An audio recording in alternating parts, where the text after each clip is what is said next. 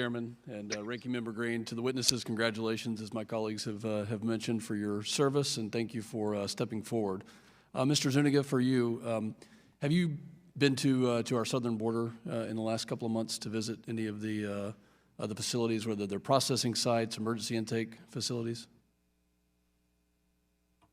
Representative Pfluger, thank you very much for that question. I have not been to the southern border to examine the facilities. My very first posting was actually in Matamoros, Mexico. I'm familiar with the Rio Grande Valley, but in this role, I've been focused on cooperating with governments in the region and assisting my colleagues who are very focused on the border itself, which is a very large contingent of both DHS, Health and Human Services, and other colleagues. So we have an HHS facility in my district that was just opened about 4 weeks ago.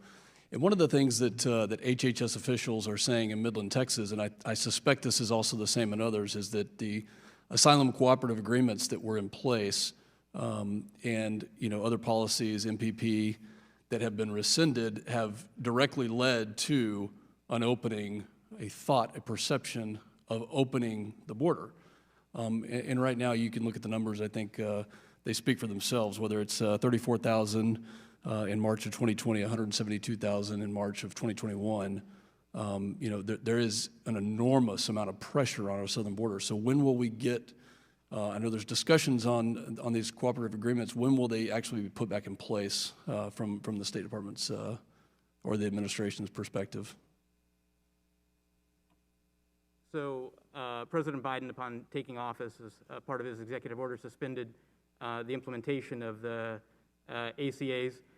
Certainly, we recognize that there is immense pressure on the southwest border, as there has been in past years. In 2019, there was another massive wave of migration, even though it was very clear that the messaging was that people would not be able to get across the border.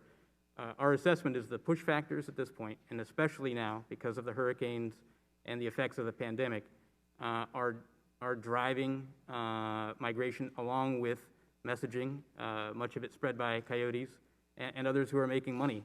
Do you think that the reason that the cartels, the coyotes, the drug trafficking organizations are incentivized, because the HHS officials in Midland have told me specifically that this is the largest amount and percentage of children who are being trafficked in the history of these issues. So I'm very concerned, and I appreciate your testimony saying that Vice President Harris is going to take a strong stance to work with agreements in these countries. But to date, I haven't seen any messaging, and is reflected in the lack of agreements, the reversal of these agreements that is causing this surge right now.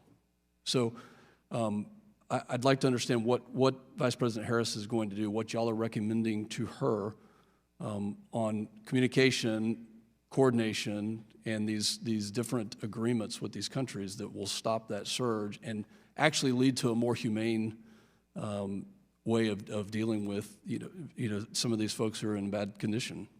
So I think, Representative Pfluger, I think it's very important for us to communicate that we are going to enforce our border, that the law will be enforced. With respect to the ACAs, looking back at where they were implemented, it was really only implemented in Guatemala, and the total number of people removed under the ACA was 1,000 people. Given the numbers of people that came in 2019 during that wave and in earlier years and in the current one, that ultimately did not represent much of a disincentive.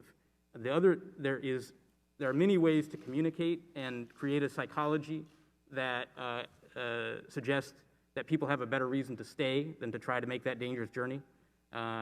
And among other things, we have to work with governments on the communication side of this, and we do that. In case, just for one example, in the case of Guatemala, we communicate in 5 different indigenous languages using local providers who know the community and using information gleaned from the people who had that experience to highlight the areas. The story is not just don't come, but why shouldn't you come? And I appreciate that. I'm going to reclaim the last 15 seconds. Oh.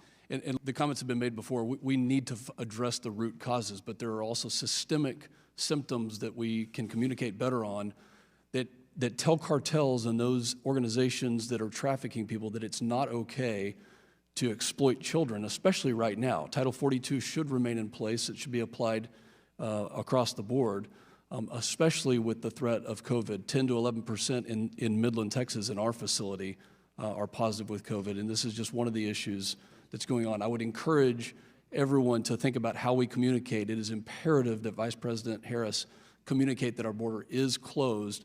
We will address the situation and the root causes in the best way we can, but right now that message is not being delivered. It needs to be delivered to everyone. And with that, Mr. Chairman, thank you for the extra time.